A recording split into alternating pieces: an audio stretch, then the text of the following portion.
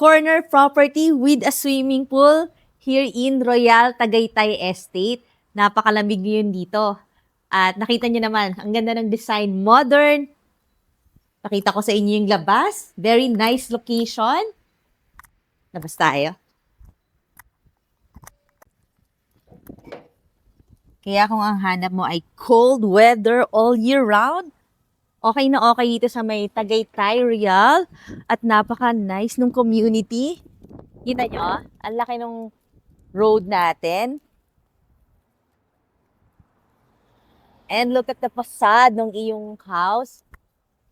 May pagka-massive siyang tingnan.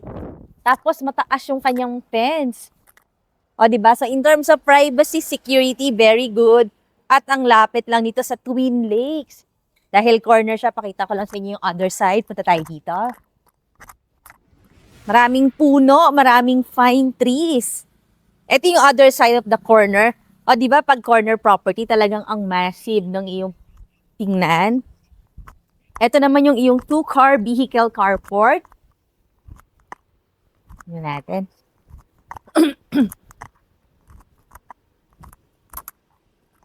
Ayan. Ito yung way papunta sa iyong daily kitchen. Dito tayo uli dadaan para ma-recall nyo ang taas ng ating mga fence.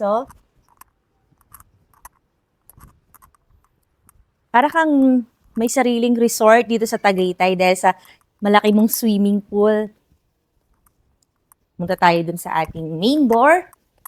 Ito, pwede kang maglagay dito ng mga outdoor chair. Para kung nagsuswimming ang iyong mga kids o yung mga friends mo, pwede kayo dito mag-commune. May table and chair habang nag-swimming, yung iba naman kumakain. We have a massive door. Bago natin ipagpatuloy ang ating house tour, request ko na i-click mo na yung subscribe button ng ating channel na Home Search Philippines para updated ka lagi sa mga videos na magagandang bahay. Sukin natin. And this is your home in Tagaytay.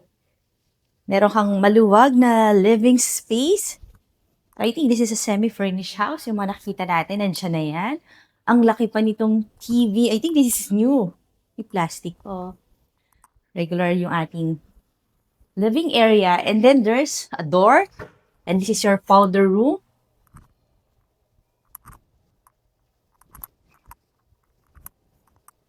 Ito naman ang ating kitchen. Meron kang center island. Marble type, yung kanyang countertop. Tapos nakita nyo almost complete na yung mga kitchen appliances kasi meron ka ng refrigerator. Ito naman ang iyong food pantry. Tapos you have your microwave oven. Tapos ito na yung door leading to the dirty kitchen or daily kitchen. Ayan, naka-cover na rin siya. O diba pag nandito ka, kita mo ang daming mga trees and yet mataas yung iyong fence. Kaya yung privacy mo, very nice, good. And ito pa yung other kitchen. And there's ito na yung pinaka-helper's room. May sarili siyang bathroom.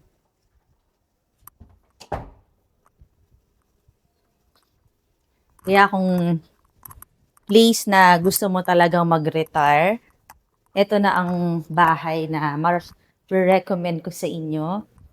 Kasi bukod sa nature-inspired, maraming trees sa paligid. Malapit din naman siya sa mga commercial area. Marami ditong mga groceries, mga banks, schools. Ito yung access ng papunta dun sa sa swimming pool. So yung dining area kapag nahawi itong ating curtains, ayan. O, diba? Very maaliwalas. Ayun na yung swimming pool. Tapos, ito na yung pinaka-dining area naman. And, kung gusto mo naman meron kang ground floor bedroom, eto na yon.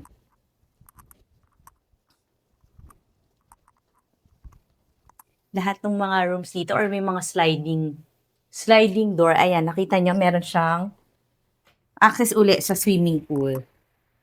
So, pwede mo rin siya i-convert as your guest room para yung guest, kung gusto niya mag-swimming, ayan na agad. Ang lapit lang.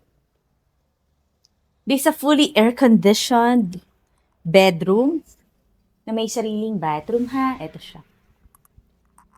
This house is fully renovated. Katatapos siya lang ngayong ayusin. Look good as brand new.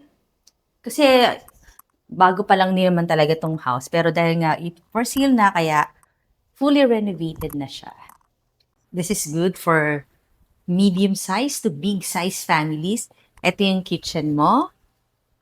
Tapos ito yung sink area.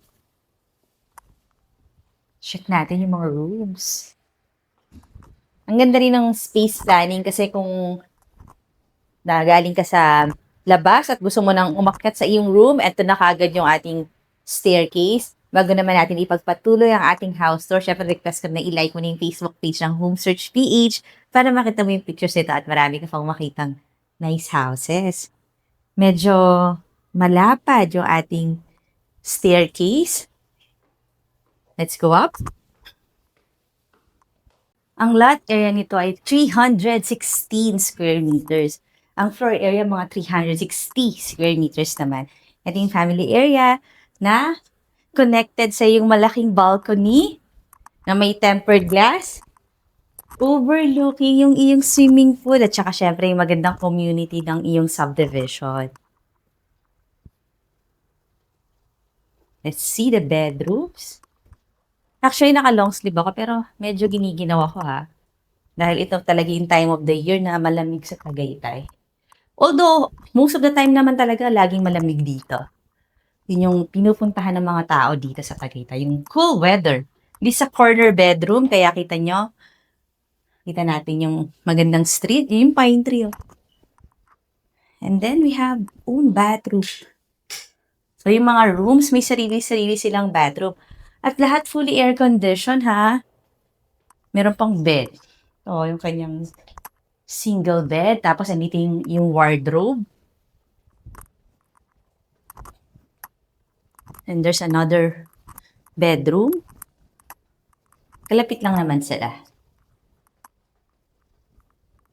Ang ganda, no? Kasi may mga beds na parang ready na talaga nalipatan. Kaya kung gusto mo na mag-move in, ito na ang move-in ready na bahay dito ngayon sa may Tagaytay Real Estate. Ganda ng neighbors natin. Ang daming mga trees talaga dito, no? Tsaka ang lalaki ng mga kalsada. Kaya ang ganda ng subdivision. And there's also a ensuite bathroom.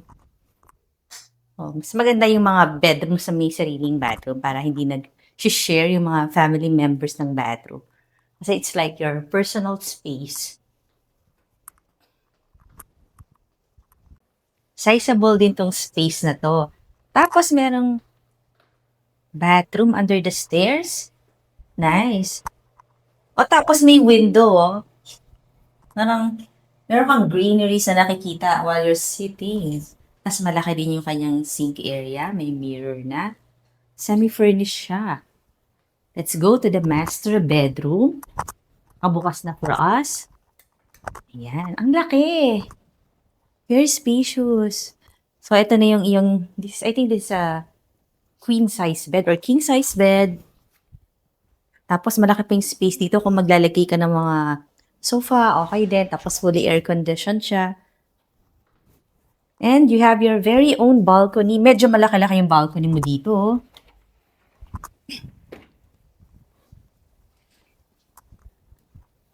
Ayan.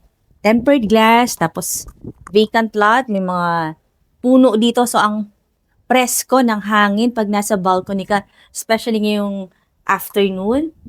Then you have your walk-in closet dito.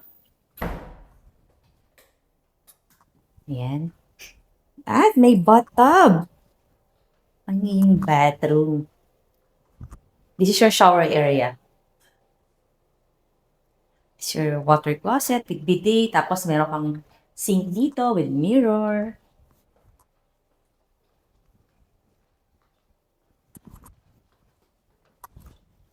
Tingnan natin yung attic. Kasi meron pang space dito sa iyong taas.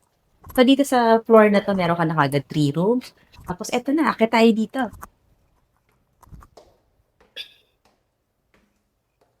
Pwede mo makonsider to as your attic room. Malaki siya. Tapos, ang dami rin mga windows. So, pag binuksan mo yan, ako, napakalamig dito sa iyong attic room. O, di ba? Ang dami nating nakalagay na windows. These are all tempered glass, ha? Baba tayo. Kaya kung ready ka na magkaroon ng corner house dito sa Tagaytay na may swimming pool na para kang nasa resort, pwede mo na akong tawagan. Nandyan lang yung number ko. Ngayon naman, request ko na i-click mo na yung subscribe button ng ating channel na Home Search Philippines, and I will see you on the next video.